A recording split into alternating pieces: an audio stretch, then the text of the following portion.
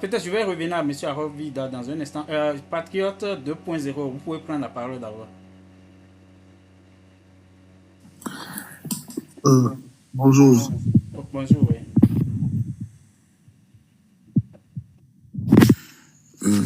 Le sujet, c'est la Côte d'Ivoire. Alors, j'aimerais déjà dire bravo à tout le peuple ivoirien. Bravo au Front commun, PDCI, RDA, PPACI, qui a prouvé que en se mettant ensemble, on peut faire bouger des lignes. Donc, je dis bravo aux frères ivoiriens et aux sœurs ivoiriennes. Bravo à toute cette jeunesse-là. Parce qu'il faut le rappeler, cette jeunesse-là n'a pas attendu les aînés pour le faire. Et ça, il faut le savoir. C'est une jeunesse dynamique du PPACI qui a mis en place le Front commun. C'est une jeunesse dynamique du PDCI-RDA qui a mis en place le Front commun. Au départ, qui aurait cru que ce soit possible? Qui aurait cru que ce soit possible, ce Front commun-là? Personne. Pourtant, ils l'ont fait.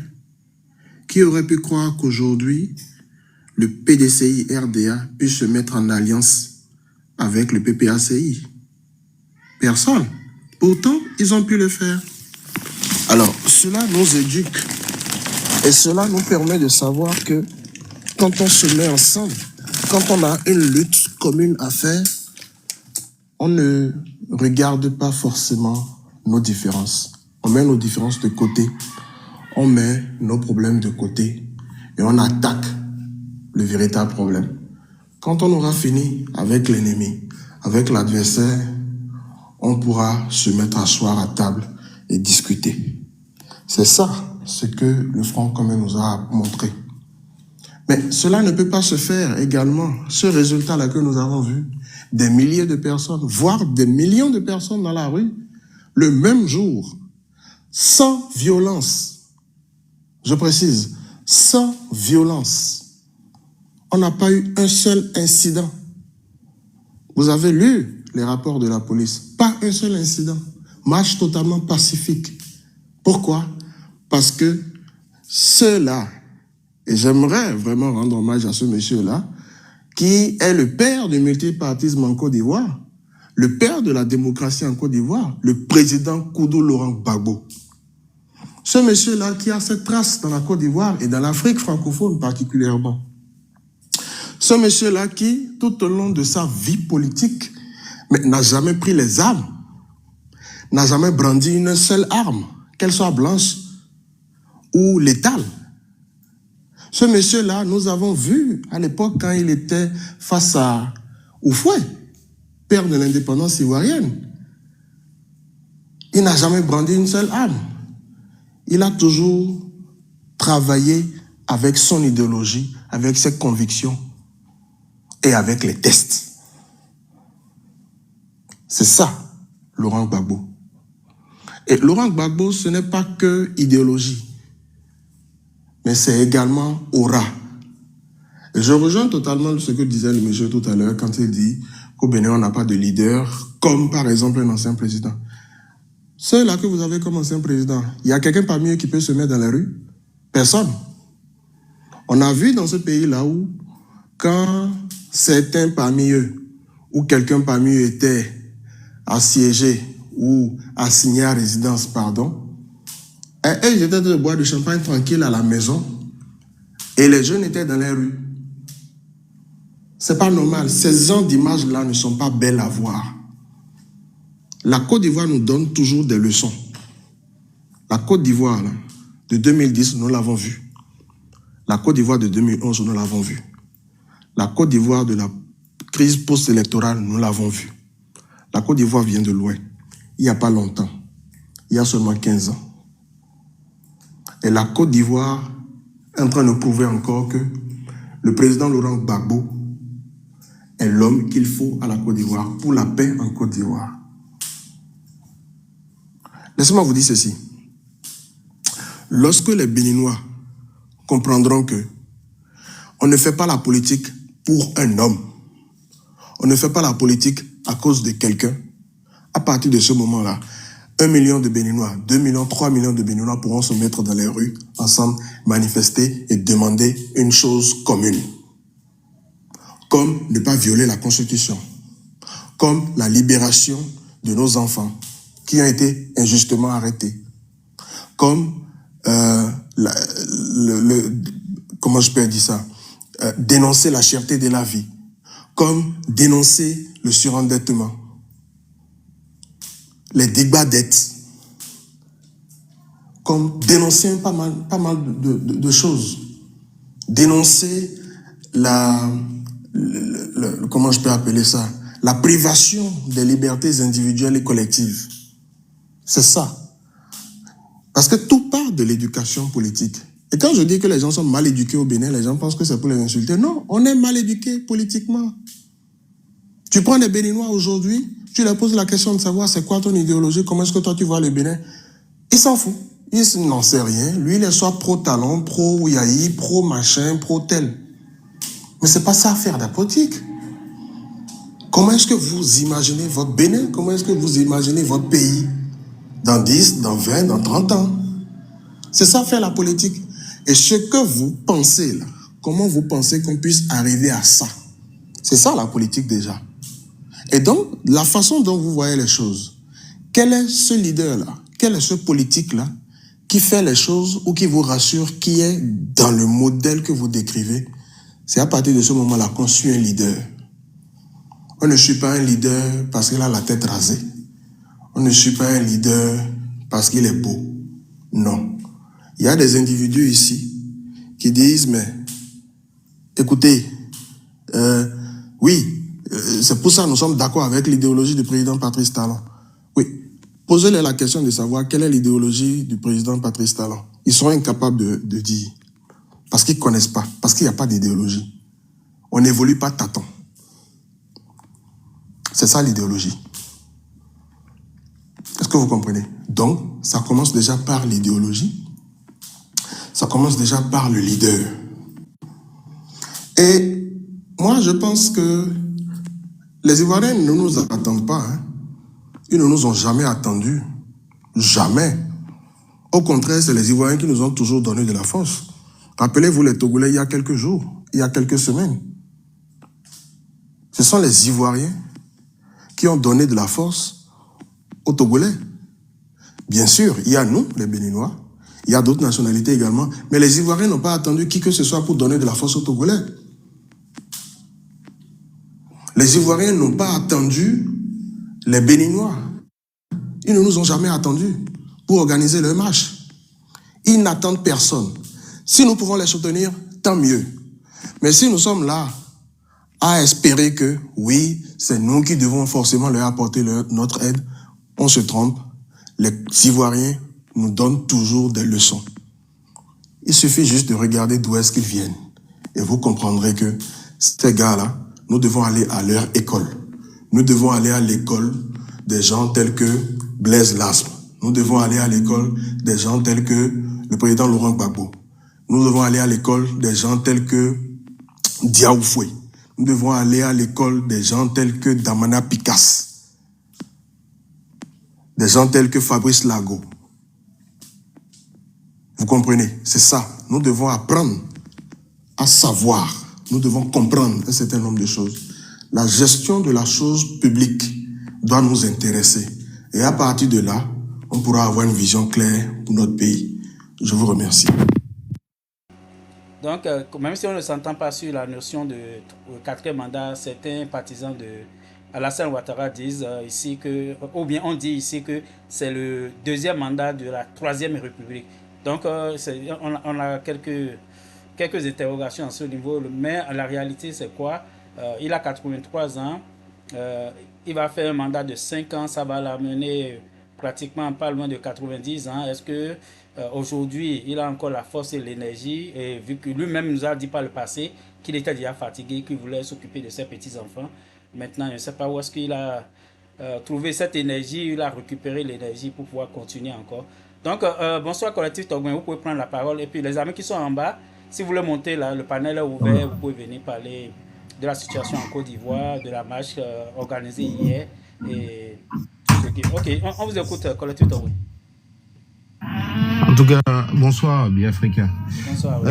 La marche d'hier, moi, j'ai été très impressionné par cette spontanéité. En tout cas, le peuple ivoirien m'impressionne, sachant que j'avais fait beaucoup d'actions lorsque Laurent Gbagbo était à la CPI. J'ai eu beaucoup de gens à faire avec cette communauté où on s'est retrouvé à La Haye, à Paris, un peu partout à travers la France. Une population tenace, un peuple qui est tenace, qui défend son point de vue à tout va. 10 ans de marche à Paris, 10 ans de marche à Paris, ce n'est pas rien. Ce n'est vraiment pas rien. Tous les samedis, il y avait une marche d'organiser, des voyages à La Haye. Donc vous pouvez imaginer les moyens qui ont été mobilisés pour démontrer à la face du monde que M. Gbagbo n'était pas un criminel qui devait se retrouver à la CPI.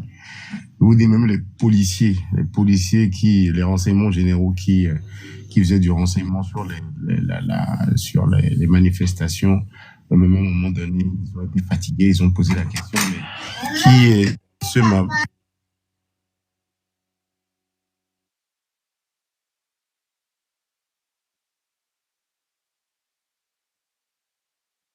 Collectif Togouin ne vous entend plus. Oui, c'est normal. J'avais ma fille qui rentrait.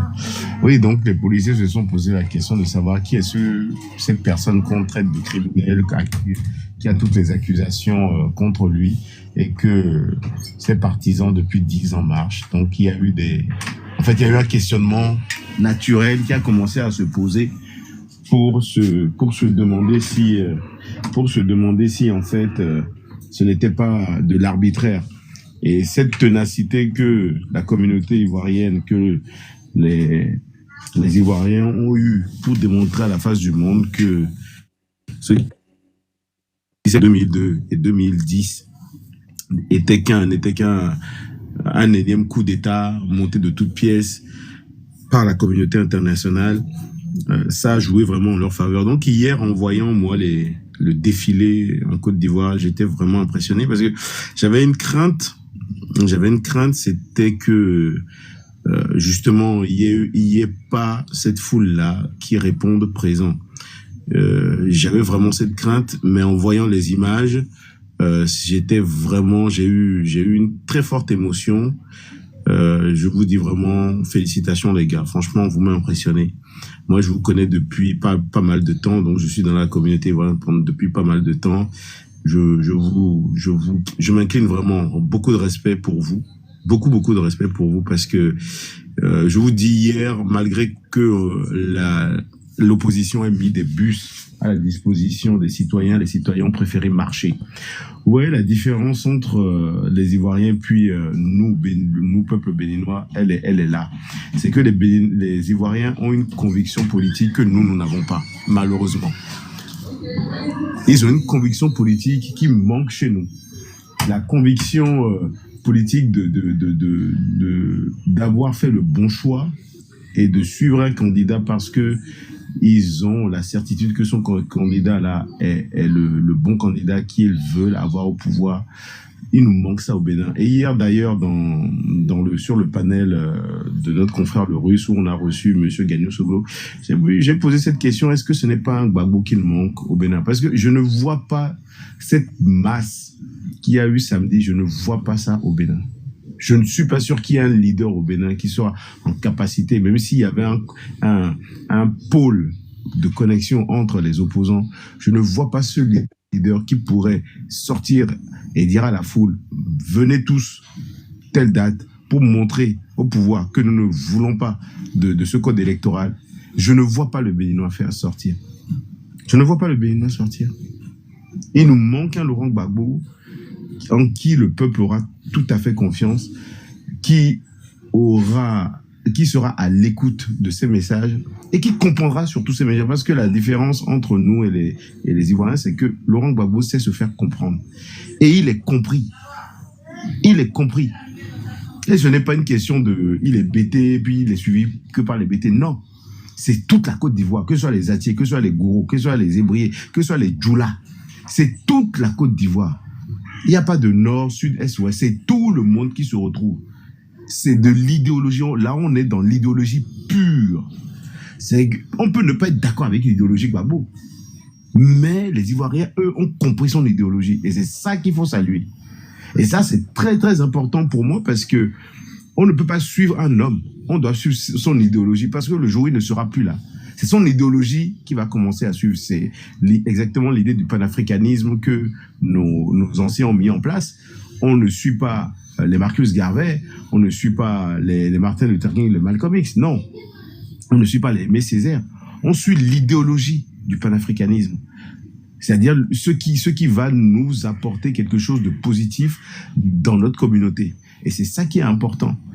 Donc vraiment, moi, chapeau. Le 4e mandat de M. Ouattara, bon, est-ce qu'on a encore besoin de... Comment on appelle? Est-ce qu'on a encore besoin de décortiquer et d'extrapoler là-dessus?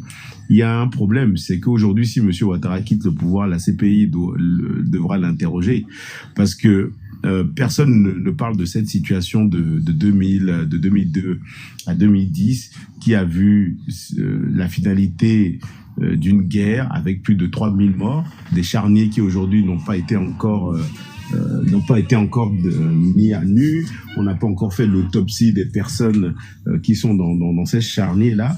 Donc Laurent Gbagbo ayant été acquitté, ayant été blanchi, bah, il va bien falloir que quelqu'un réponde de ces 3000 morts. Parce qu'il ne peut pas y avoir 3000 morts et qu'il n'y ait pas de coupable. Donc, M. Ouattara sait très bien que le jour où il descend du perchoir, bah, il va être interrogé par la CPI sur ce qui s'est passé en 2010, entre 2002 et 2010 surtout. Puisque tout ce qu'on a mis sur le dos de Laurent Gbagbo aujourd'hui est caduque. Il a été blanchi par la communauté internationale, par la CPI. La même communauté internationale qui l'a arrêté pour le brandir comme trophée, a été obligé de le blanchir. Et ça, grâce au travail de la communauté ivoirienne, des partisans, de la communauté africaine. Parce que dans cette lutte, il y avait la communauté africaine en connexion avec la communauté ivoirienne, en support à la communauté ivoirienne. Ce qui prouve que quand l'Africain est capable de se mettre ensemble, de s'unir pour défendre une cause, bah, la preuve qu'elle réussit. Ce n'est plus quelque chose qu'on doit prouver. On l'a vu encore dernièrement avec Ibrahim Traoré. On réussit. Donc le 4e mandat de Alassane, c'est peut-être pour échapper à la communauté internationale. Et je pense que Ouattara lui-même doit espérer que voilà, ce soit son premier mandat, c'est-à-dire qu'il je vais dire le mot peut-être que personne ne veut entendre, mais qu'il meurt au pouvoir. Parce que s'il meurt au pouvoir, il y aura un jugement, mais ce sera un jugement sans coupable. Il n'y aura pas Ouattara devant la barre. Et donc peut-être qu'il espère qu'en faisant ce dernier mandat, la mort l'emportera. Il y a ça. Puis il y a autre chose. C'est le 4e mandat. Pourquoi? Parce que la France sait très bien que si les socialistes arrivent au pouvoir en Côte d'Ivoire, ça va être une hécatombe pour eux aussi. Parce qu'ils ont déjà perdu 3 pays. S'ils perdent la Côte d'Ivoire, le Sénégal n'est pas loin de rentrer dans la danse aussi. Donc, il ne reste pas grand-chose. Donc, la France aussi se dit, bon, voilà, c'est un poumon, c'est une part de notre économie qui va en prendre un coup. Sachant déjà la situation économique qu'il y a en France, si la Côte d'Ivoire arrive à sortir, à passer de l'autre côté, bah, je ne donne pas cher de la peau de ce qui va se passer. Vu que Laurent Gbagbo a clairement exprimé qu'il était d'accord sur l'AES, vous voyez où je veux en venir. Donc, le 4e mandat est soutenu aussi par nos ennemis qui n'ont pas intérêt à ce que le PPACI prenne le pouvoir, parce que si le PPACI prenait le pouvoir, ce serait un tournant aussi en Afrique. Donc, on rentrerait dans une autre idéologie, dans une autre vision. Et donc, à partir de là, beaucoup de choses vont se passer. Donc, ce 4e mandat, tout le monde s'y retrouve. Et la France et Ouattara. Je te laisse, mais de l'autre côté, voilà, tu n'iras pas à la CPI. Et c'est pour ça qu'ils sont obligés d'exclure tous les candidats, parce que si ils acceptaient que les candidats de PPACI et les Guillaume Soro et autres se présentent, vous vous rendez compte que au premier tour, ils passeront même pas le premier tour. Ils le savent. Ils le savent. Regardez le monde qui est sorti. Si ce monde-là vote, si ce monde-là est inscrit sur les listes électorales avec leur carte d'électeur et va voter le 25 octobre, mais vous vous rendez compte de ce qui va se passer? Mais c'est un coup KO, là. C'est un coup KO. La démonstration, elle est magistrale. Je veux dire, il n'y a même pas de débat, quoi. Il n'y a même pas de débat. Il n'y a même pas de débat. C'est phénoménal. Moi, je crois qu'en Afrique, c'est la première fois qu'on voit ça. Je crois que dans l'histoire africaine, un président qui va à la CPI, qui revient dans son pays, qui se remet dans la politique, qui forme un nouveau parti politique. Il a formé un nouveau parti politique parce que là, l'appel n'a pas été fait sous le FPI, mais sous le PPACI, avec les membres de l'opposition, donc le PDCI et tous les autres petits micro-partis. Donc, ce qui se passe là, je pense que dans l'Afrique, c'est une leçon déjà qu'on nous donne. Parce que on voit les choses, mais on ne prend pas conscience. C'est que c'est possible de renaître de ses cendres quand on essaie de vous éteindre. Ça, c'est la leçon que donne, premièrement, Laurent Gbagbo. La deuxième chose, c'est que quand vous êtes constant dans vos discours, le peuple vous suit. Et c'est ce qui manque à nos hommes politiques. Ça ne veut pas dire que le peuple n'estime pas que Laurent Gbagbo a fait des erreurs, mais le peuple estime que les erreurs que Laurent Gbagbo a commises, il a des circonstances atténuantes. On peut discuter de ces erreurs et trouver les raisons pour lesquelles ces erreurs ont été commises. Et puis surtout une chose, il n'a pas de château en France, il n'a pas de compte en Suisse, il n'y a pas de Panama Papers sur lui, il n'a pas mis son fils à des postes ministériels pour dilapider l'argent. Donc il a un capital aujourd'hui qui est très très élevé. Et je ne vois pas quel homme politique dans la sous-région, quand je dis homme politique, je parle de personnes ayant exercé le pouvoir, qui pourrait aujourd'hui se mettre devant Laurent Gbagbo et lui donner des leçons de politique. Je ne le vois pas. Il n'y en a pas en fait. Du Gbagbo dans la sous-région, là, il n'y en a qu'un. C'est lui. Il n'y en a pas 10 000. Et il nous en manque un au Bénin. Je ne sais pas comment on va travailler pour trouver celui-là. Quand j'en parle, on me dit qu'il y en a plein, mais moi, je ne les vois pas. Je dois être aveugle. Donc, si ils peuvent se montrer, ils peuvent se mettre au grand jour pour que j'arrête de les chercher en plein jour avec une torche, ce serait bien. Mais je ne les vois pas. Et moi, je suis fasciné par cet homme parce que je n'aime pas le fanatisme. Je ne suis pas quelqu'un de fanatique, mais je suis quelqu'un qui aime la justice. Quand je vois que on détruit quelqu'un parce que justement il est dans un combat pour sa souveraineté, pour son idéologie et pour le bien-être de sa population, je prends parti et j'ai un profond respect pour le monsieur, pour Laurent Gbagbo. J'ai un profond respect pour ce peuple qui n'a jamais, malgré tout ce qu'ils ont subi, les brimades, tout ce qu'ils ont subi pendant la crise ivoirienne, pendant la rébellion jusqu'aux élections, malgré tout ce qu'ils ont subi, ils sont debout. Et franchement, il faut leur tirer chapeau. Parce qu'il n'y a pas beaucoup de peuples qui auraient pu tenir comme ça. Et la diaspora ivoirienne est fantastique. Je vous jure, il faut aller parmi eux pour constater certaines choses. Et quand vous allez parmi eux, là, vous vous rendez compte que on a une énergie, mais indestructible. C'est quand on a la force, quand on croit en quelque chose et qu'on a mal, là, les gens ne se rendent pas compte, hein, mais on déculpe nos capacités. Et la diaspora ivoirienne, je dis bien la diaspora ivoirienne, a été phénoménale. Il y a eu beaucoup de ci et de là. Il y a eu des petits jeux de guerre, des guerres, de positionnement. Ça, il y en aura toujours. Mais dans l'ensemble, à chaque fois, ils ont été en capacité de se focaliser, de se concentrer sur l'essentiel. Défendre le président et démontrer à la face du monde que ce n'est pas un criminel. Et cette manifestation vient justement couronner tout le combat qui a été fait depuis 2010 jusqu'à aujourd'hui. C'est une manière aussi, je pense, pour Laurent Gbagbo de remercier les Ivoiriens qui l'ont soutenu. Je pense qu'il avait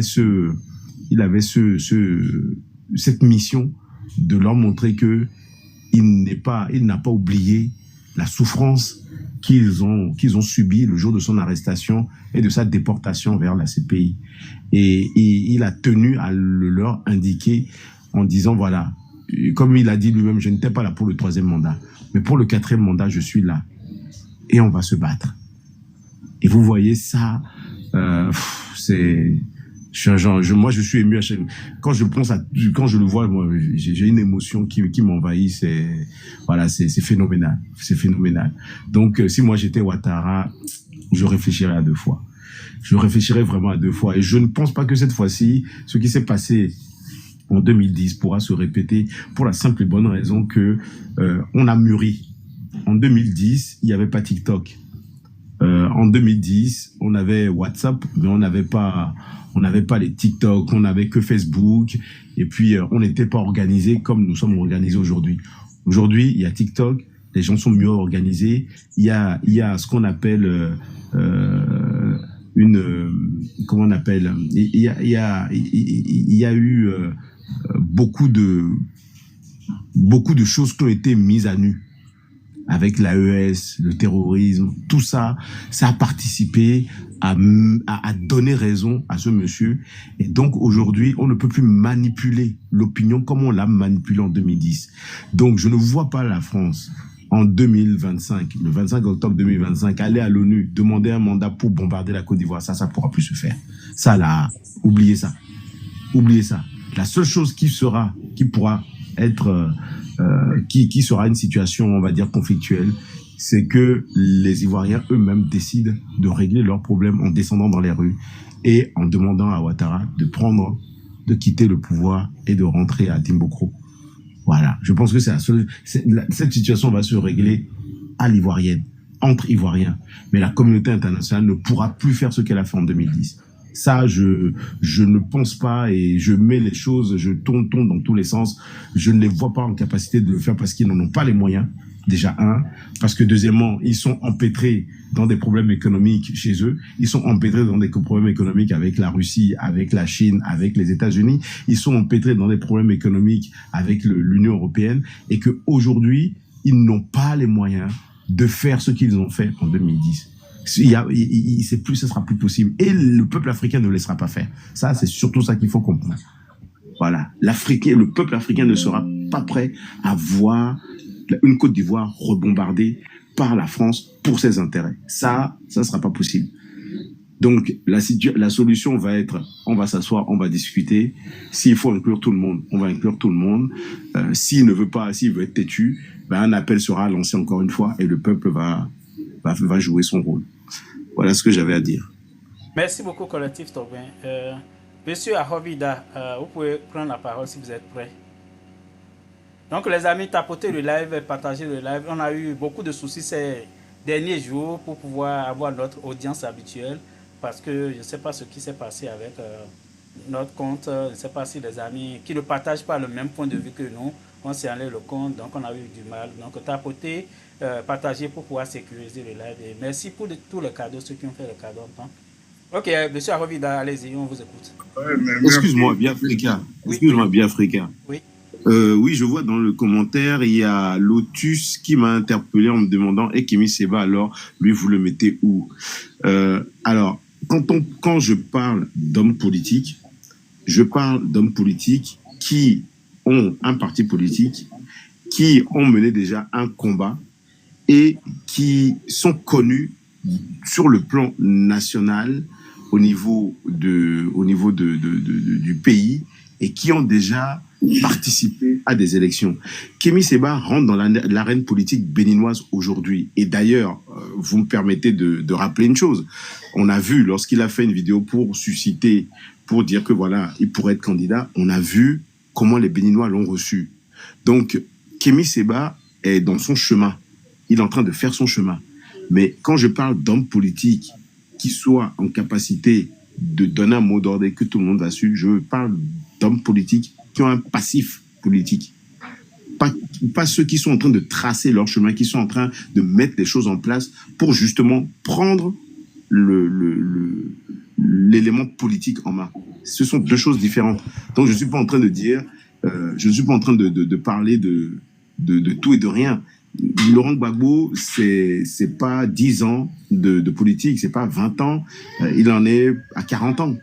Donc, vous voyez, on peut pas confondre 40 ans de vie politique avec tout ce qu'il a subi, ces pays et autres, et demander à ce que, et mettre Kémy Séba en exemplarité en disant que Kémy Séba peut lancer un mot d'ordre et tout le peuple béninois. Kémy Séba, s'il me lance un mot d'ordre, tous les panafricains vont se lever. Mais tous les béninois ne vont pas se lever. Là, c'est pas tous les panafricains qui sont levés en Côte d'Ivoire, c'est tous les Ivoiriens. Vous voyez, la différence, elle est de taille. Moi, je parle de nation. Je ne parle pas d'un groupe. Si Kémy Séba lance un appel, bien sûr, je vais me lever, les panafricains vont se lever. Mais vous aurez de l'autre côté et ceux qui sont contre Kémy Séba. Donc, c'est pas ça qu'on recherche. Ce qu'on recherche, c'est une unité. C'est un effet de masse. Donc, Kémy Séba arrive au Bénin et il va faire son chemin, il va poser son idéologie et petit à petit, les gens vont le comprendre et vont adhérer à son idéologie. Donc, c'est en travail, ce n'est pas encore fait. Voilà, c'est pour ça que je ne peux pas dire oui, Kémy Séba doit lancer, qu'on a un homme politique. Non, je ne peux pas le dire. Voilà ma réponse. Ok, même au-delà de Kémy Séba, si on regarde un peu les événements qu'on a vécu au Bénin au cours des dernières années, prenons le cas de l'enlèvement ou bien l'arrestation de Joël Aïvo, Rekia Amadougou. Si c'est des acteurs politiques qui avaient une vraie envergure politique au Bénin, ils devraient avoir des soulèvements spontanés parce que tout le monde savait que c'est une injustice, mais derrière eux, il n'y avait pas grand monde. Il n'y avait pas grand monde. Il n'y avait pas grand monde, oui, exactement. C'est les gens qui ont commencé leur chemin, qui étaient au début de ce cheminement-là. C'est pas la même chose par rapport au parcours voilà. Élogieux de... Exactement, par rapport au parcours de Laurent Gbagbo. Laurent Gbagbo, c'est un bulldozer, c'est un éléphant. Et on a des petits lionceaux qui sont en train de naître. Donc, on ne va pas comparer un lionceau et un éléphant. S'il lève la patte, il écrase le lionceau. Donc, le Laurent Gbagbo, c'est un éléphant. Ça n'a rien à voir. Voilà. Ok, on va écouter M. Arovida et après ça va être Peacemaker. Oui, bonsoir, monsieur. Bonsoir, oui. Oui, moi, ce qui m'interpelle dans l'histoire de la Côte d'Ivoire, c'est que ce monsieur-là qui est au pouvoir, monsieur Ouattara, il se mêle des politiques africaines. Et c'est ça qui m'interpelle, moi, parce qu'il influe ce qui se passe chez moi. Et sa politique n'est pas seulement ivoirienne, mais elle est presque dans toute la zone francophone, je vais dire, si elle existe. Et pourquoi, la question qu'il faut se poser, pourquoi c'est surtout les pays francophones qui ont toujours des problèmes, même économiques, hein. Quand vous regardez les pays les plus développés, même de l'Afrique, vous ne citez aucun pays francophone. Et vous ne citez aucun pays vraiment qui est sous la bannière de la France. Et donc, il y a un problème. Et pourquoi c'est toujours les pays francophones? Et moi, je me souviens très bien de comment Ouattara est venu au pouvoir. Je vois encore les scènes, parce qu'en ce moment, évidemment, il n'y avait pas les réseaux sociaux. Si c'est aujourd'hui, ça ne se passerait pas comme ça. Je me souviens que France 24, je suivais France 24, je suivais France 2, et toutes les télévisions françaises, je dirais, en ce temps, ils étaient tous alignés sur Ouattara. Et ils obligeaient Gbagbo à faire ce qu'il disait. Donc, il y a un problème qui revient ici. Pourquoi ce sont les pays francophones qui sont toujours dans cette merde-là? Ça, c'est une question qu'il faut se poser et trouver la solution. Alors, en ce qui concerne M. Ouattara, il n'a pas de raison qu'il continue. Moi, je n'ai vu dans aucun pays, je ne sais même pas si ça existe. Hein.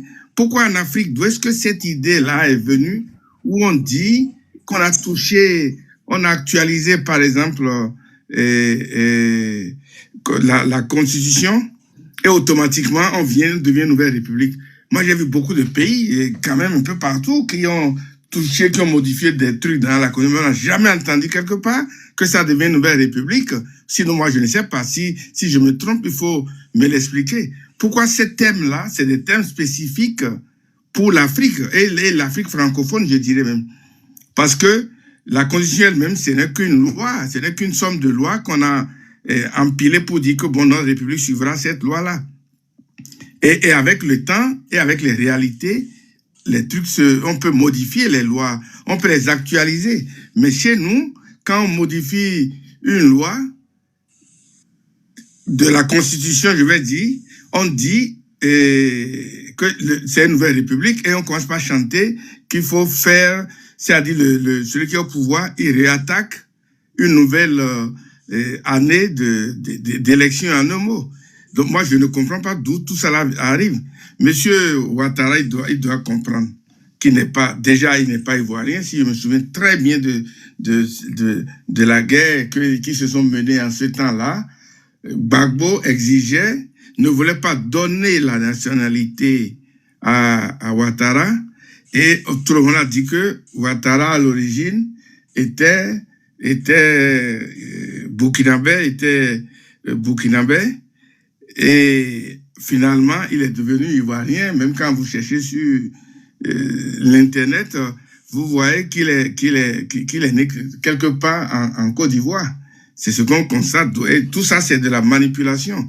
Et notre pays, les pays africains souffrent de ça. Et il faut chercher la source. La source, réellement, c'est les pays qui sont sous la France. Donc, la source de tous ces problèmes-là, c'est la France. Je suis en train de voir l'image, même comment ils sont allés bombarder ou ils ont pris des comment ça s'appelle, pour marcher sur la maison, casser les murs. Ils sont allés sortir Monsieur Gbagbo de son sous-sol. Hein, il portait un tricot blanc en ce temps. Sa femme, toute l'image, elle n'était pas du tout bonne à regarder. Et c'est toujours la France qui était derrière ça. C'était le criminel reconnu, l'ancien dit président français Sarkozy, avec l'aide de Barack Obama. Barack Obama, lui, je ne sais pas si quand on est noir, on est automatiquement contre l'Afrique. Je ne comprends rien. Parce que partout où il y a un problème en Afrique, on voit toujours qu'il a sa main dedans. Que ce soit la Libye ou n'importe où, il y a toujours lui sa main dedans. Et Sarkozy, c'était une bonne guerre pour lui. Et il s'est retrouvé président de la Côte d'Ivoire. Après l'installation du criminel Ouattara, il s'est installé, lui-même s'est installé, il allait là-bas passer les week-ends, passer les congés avec sa famille, avec ses enfants, avec son épouse. Et après, on a installé plusieurs Français, même de l'ambassadeur, qui étaient tous les Français qui étaient en poste en ce moment-là, en 2010, tous ont reçu quelque chose. Tous ont reçu quelque chose. Ils ont reçu des remerciements de la part du criminel Ouattara. Et moi, je souhaiterais bien que les Ivoiriens qui le déboutent et qu'on arrête, parce que il implique notre politique. C'est lui qui avait influencé et Yahi au Bénin pour que Yahi laisse Talon rentrer chez nous. Et sinon, il voulait faire la guerre contre le Bénin. Il avait le service secret ivoirien qui était installé à Cotonou. Bon, comme on avait un président très faible, et on n'a pas besoin d'être militaire avant d'être fort, hein, Yahi était faible. Donc, ils ont abusé de cette faiblesse de Yahi pour imposer finalement Talon. Et c'est ça, lui, tout ce qui se passe en Afrique, il est là. Là où il y a un problème, on voit Ouattara là. C'est lui qui est le bras droit de Macron, qui règle ci, qui règle ça, qui détruit la vie des Africains. Lui, il est beaucoup plus français, plus peut-être même arabe que d'être africain. Un monsieur comme ça qui a vendu son pays et il veut vendre pour le continent noir, surtout subsaharien, et les pays francophones en particulier, il faut pas lui accorder ce plaisir-là, qu'il continue. Un vieux comme ça qui est fatigué, qu'est-ce qu'il cherche? Et la deuxième chose qu'il faut prendre en compte ici, ce sont les gens en fait qui dirigent le pays. Quand vous prenez le cas du Camerounais Paul Biya, il vit par exemple en Suisse, il n'est pas en Afrique et il dirige un pays. Donc c'est ces gens-là, ces groupuscules-là, d'individus qui les maintiennent là, même si le gars meurt, on va le maintenir là pour dire qu'il n'est même pas mort. Et ils vont continuer à diriger. Ça, c'est des gens qu'il faut détecter aussi et régler les comptes avec eux. C'est des dangereux, ceux-là. Ceux-là qui manipulent. Ils manipulent le pouvoir chez nous. Au lieu de laisser les pays africains se développer, non, on garde les gens dans la pauvreté et on manipule tout le monde. Et on s'approprie indirectement du pouvoir parce qu'ils ne sont pas les présidents de ces pays-là et ils gèrent le pays à la place des autres. Mais Ouattara qui disait « Laissez-moi aller, je suis fatigué, ayez pitié de moi », il vient encore faire notre mandat. Ce n'est pas normal, ce ne sont pas des exemples sur le continent. Ce n'est pas des exemples sur le continent. Et moi, je souhaiterais attaquer plutôt ce truc-là pour déjà limiter, lui, sa force dans son pays. Il a vendu toute la Côte d'Ivoire. C'est les exemples que nous, on est en train de suivre. Hein. Le Bénin suit les exemples de la Côte d'Ivoire. Et c'est pour ça que je dis qu'il est en train d'influencer notre pays. Et il faut l'arrêter à ce niveau-là. Il faut l'arrêter parce que c'est l'ami principal, c'est un des amis de notre président à nous autres. Donc, il constitue un exemple terrible. Si vous voyez bien nos grandes sociétés, on les base en Côte d'Ivoire. Quand je parle à Côte d'Ivoire, c'est le Rwanda. Et c'est comme ça que nous, on nous manipule en Afrique. Et malheureusement, c'est les Français qui sont derrière tout ça là. Pourquoi on va demander une autorisation à un certain Macron ou à qui que ce soit, il ne sait même pas pourquoi. Et après, les gens vont monter sur les panels et parler de panafricanisme et des panafricains qui veulent se libérer totalement de ces juntes-là. Hein? C'est plus que la mafia, ce n'est pas une junte, c'est de la mafia internationale qui travaille depuis, c'est tout l'Occident. Hein? Et ça, là, c'est encore Macron qui a amené les Allemands. Les Allemands étaient beaucoup plus raffinés, ils n'étaient pas mêlés à ces choses-là. Hein? Ils ont amené toute l'Union européenne. Vous prenez même les pauvres pays de l'Union européenne, comme les Roumains, les Bulgares, hein, même déjà l'Ukraine même, hein, un pays très pauvre comme ça, là. Mais ils les ont amenés aussi à envahir l'Afrique.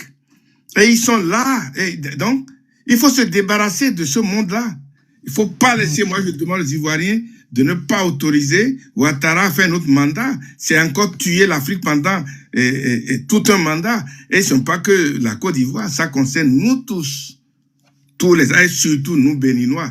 On est en plein dedans. Et la survie de Ouattara, c'est encore donner notre force à notre président qui dit qu'il s'en va. S'il s'en va, c'est Dieu seul qui le sait. On est là, les jours sont comptés. On va voir ce qui va se passer. Donc, les armées étrangères qui ont aidé, c'est une des raisons pour lesquelles il faut chasser. Il faut que notre président, je parle de Talon, qu'il comprenne que quand on parle de souveraineté, c'est l'une des raisons de ne pas maintenir des armées étrangères sur les territoires et sur nos territoires. C'est un exemple typique où c'est les Français qui ont fait le coup d'État à Laurent Gbagbo et le foutre en prison. Et il a fini et quelque part là, et il a passé des années de sa vie là. Tout ça, ça ne fait que fatiguer, détruire et tuer à petits coups. Donc, il faut plutôt penser comment juger les Guillaume Soro qui ont du sang à la main. Hein, c'est les gens qui ont travaillé pour Ouattara. Lui, il est là à l'exil, il ne parle jamais, il ne dénonce rien, il ne dit rien. Il se tait parce qu'il veut nécessairement revenir. Il faut dénoncer, ce n'est pas que la tête seule, quoi. Il faut dénoncer tous ceux-là qui sont autour du système. Hein. Il y a la femme de Ouattara même, hein, qui est impliquée terriblement dans la politique du pays. Hein. C'est eux qui organisent les venues de ces Arabes qui sont en train de nous chasser. Ils ont pris l'Afrique du Nord déjà. On ne sait pas comment ils ont fait pour que l'Afrique du Nord soit complètement des territoires berbères ou des Arabes, je vais les appeler tout court. Faut même pas chercher. C'est la terre noire. Et ils ont pris ça là. Après, ils ont pris, les Européens ont pris le sud de l'Afrique. Et maintenant, on vient nous chasser de chez nous. On vient nous chasser. Et nos présidents qui sont tellement bêtes comme quelque chose, ils ne savent pas qu'ils sont noirs. Et c'est ça l'un des gros problèmes. Ils ne savent pas, ces gens-là ne comprennent pas qu'ils sont des noirs. Ouattara pense peut-être qu'il a la même couleur que son épouse. Et on fait venir des étrangers et on leur autorise des choses qu'on interdit aux autochtones. on vous chasse, mais on vous prend même vos terres, on leur donne ça aux autres. On leur permet d'avoir de l'argent. Donc, c'est le système de l'esclavagisme qui continue. On nourrit tout ça là. Mais qu'est-ce que nous, les Noirs, on a fait à qui? À nos frères noirs d'ailleurs. Ce n'est même plus le problème des Occidentaux, ce n'est même plus le problème des Blancs. Mais ça, c'est le problème de noir à noir même. Comment on peut servir des gens comme ça pour être contre soi-même? C'est des trucs qu'il faut vraiment déchiffrer et voir les causes profondes du mal que nous suivons en Afrique. C'est une cause, comment dit-on, c'est une cause profonde parce que ça détruit. Ce n'est pas que la Côte d'Ivoire, ce n'est pas que le Cameroun, ça détruit beaucoup de pays africains et surtout les pays francophones. Et nous devons lutter pour se libérer, avoir la vraie indépendance. Ce n'est pas ce qu'on a là comme indépendance. Il faut se libérer de ces gens-là et même de nos frères des néocolons comme ça là qui au lieu de protéger leur peuple, ils détruisent leur peuple, ils sacrifient le pays. Le pays, on le donne aux étrangers, on le donne aux Blancs. C'est quand vous êtes Blanc, vous avez un passeport en même temps, on vous laisse en même temps. Même au Bénin, c'est comme ça se passe chez nous. Quand vous êtes Blanc, vous êtes intouchable.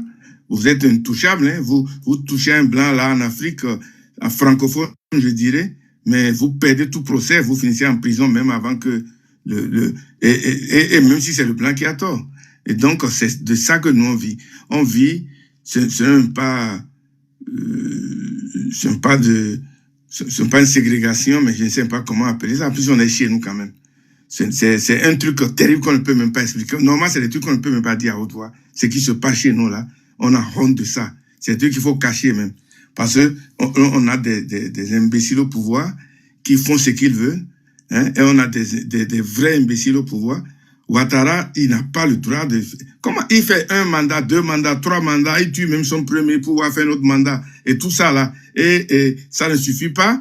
Et maintenant, tu as dépassé les 90 ans, il doit avoir 92 ou 94, je ne sais combien il a. Et maintenant, fatigué comme ça. 83.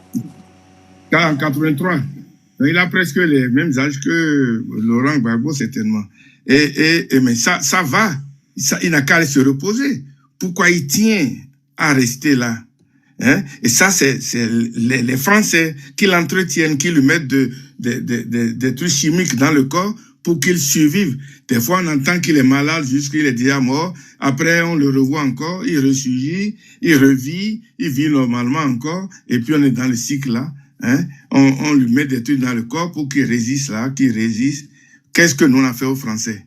Et ils font tout ça là, surtout dans les pays francophones.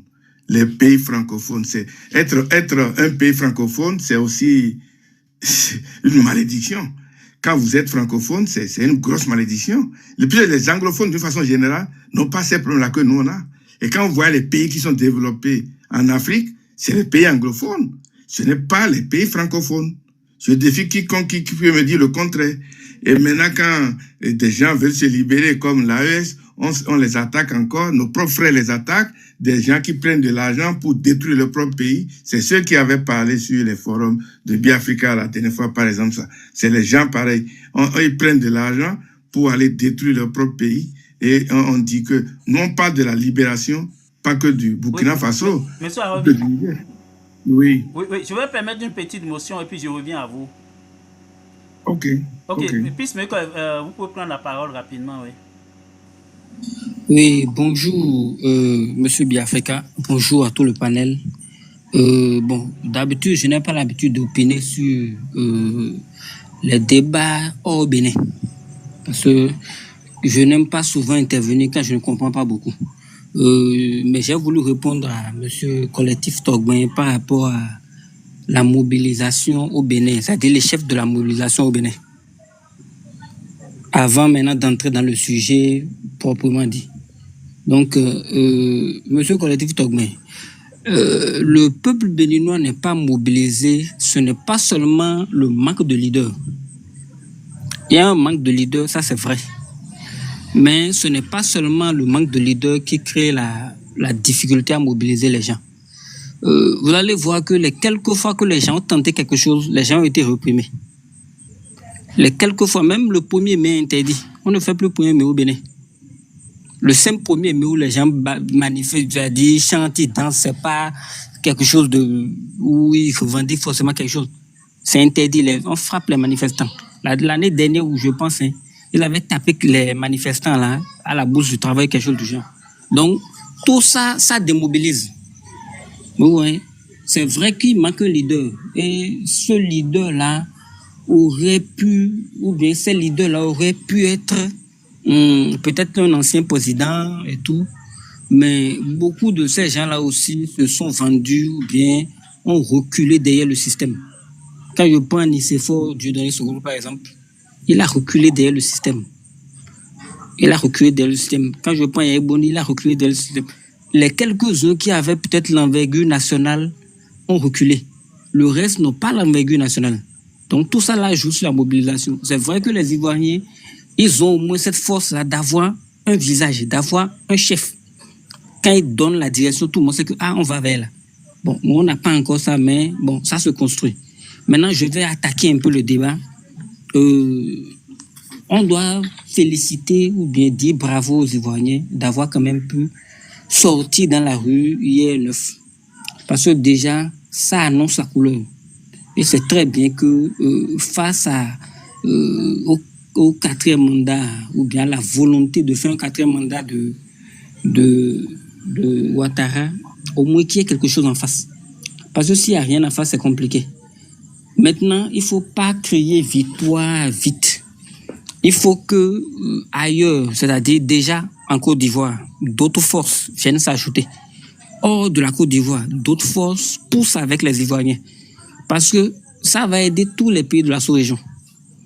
Ça va aider tous les pays de la sous-région, que ce soit le Togo qui est en difficulté actuellement, le Bénin, on va être en 2026 bientôt, mais presque tous les pays, ça va les aider. Donc, il faut que les gens viennent pousser un peu, qu'on aide un peu les Ivoiriens à la mobilisation. Sinon, ça va être très, très, très, très compliqué. Extrêmement compliqué. Et troisième point de mon intervention, c'est par rapport à la France, le discours général sur la France. Ce discours-là, moi, je n'aime plus trop l'entendre parce que je l'entends depuis que j'ai 5 ans ou 10 ans. J'entends ce truc-là depuis plus de 35-40 ans. C'est la même chose, on nous dit à la France, d'accord, c'est vrai. Je ne veux pas dire que c'est faux. Maintenant, moi, je pense que la solution passe, et M. Arovida l'a dit, ça passe d'abord par la fraternité. C'est-à-dire convaincre nos propres frères sans peut-être élever le ton ou bien sans s'insulter. Il faut qu'on arrive à convaincre nos frères que, mon frère, tu es mon frère. Tu es du nord, je suis du sud. Tu es du sud, je suis du nord. Tu es de l'est, je suis de l'ouest. Mais nous sommes un. Nous sommes béninois. Nous sommes ivoiriens. Non, nous sommes togolais. Il n'y a pas togolais du nord, du sud. Il n'y a pas béninois du nord, du sud. Il n'y a pas ivoirien du nord, du sud. C'est quand on aura fait ce travail que ce sera facile de faire face aux Blancs. Parce que quand vous regardez dans l'administration de Ouattara ou bien dans sa manière de gouverner, vous sentez ce clivage nord-sud là. Quand vous regardez sous Yahya Boni à un moment, il y avait légèrement les paroles nord-sud là. Quand vous regardez au Togo, vous voyez qu'il y a ce clivage nord-sud. Et tant que ce clivage n'est pas réglé, on ne peut pas mobiliser tout le peuple. C'est très difficile. Parce qu'à un moment, le politicien veut vous dire, si vous laissez les gens du sud prendre le pouvoir, ça fait votre problème. Si vous laissez le nord prendre le pouvoir, ça fait votre problème. Donc, il faut qu'on arrive à régler ce problème-là. C'est quand on se fera confiance à 100% pour dire, lui, il est mon frère, il est du nord, c'est mon frère. Il est du sud, c'est mon frère. Qu'on pourra ensemble. Parce que si on ne le fait pas, qu'est-ce qui se passe? On crie, on dit, la France c'est ci, la France c'est ça, d'accord. Mais il y a l'un d'entre nous qui est prêt à aller nous vendre. Il y a l'un d'entre nous qui est prêt à être président. Il y a l'un d'entre nous qui est prêt à aller, à se dire, bon, moi je suis prêt à sacrifier la cause. C'est les gens du sud, non, tuez-les, c'est pas grave. Pourvu que j'ai le pouvoir. Donc, il faut ça. C'est l'une des premières pistes. C'est l'un des premiers chantiers auxquels on doit s'atteler. Retrouver la fraternité. C'est-à-dire la fraternité déjà à l'intérieur de nos pays. Et la fraternité, je vais dire, dans la sous-région. Parce que, tôt ou tard, ou bien, toute l'histoire de l'humanité montre que l'Africain a toujours été attaqué. En tout cas, l'histoire récente. On s'est toujours fait attaquer par soit américain, soit anglais, soit néerlandais, soit français. Toujours. Et le poison est toujours venu par un frère. C'est toujours un frère qui a introduit le loup dans la bergerie. Donc, il faut retrouver cette fraternité-là. C'est ça qui va nous permettre de pouvoir faire face à tous ces défis-là et redresser un peu nos pays. Donc, merci beaucoup. Je vais laisser M. Aroveda continuer.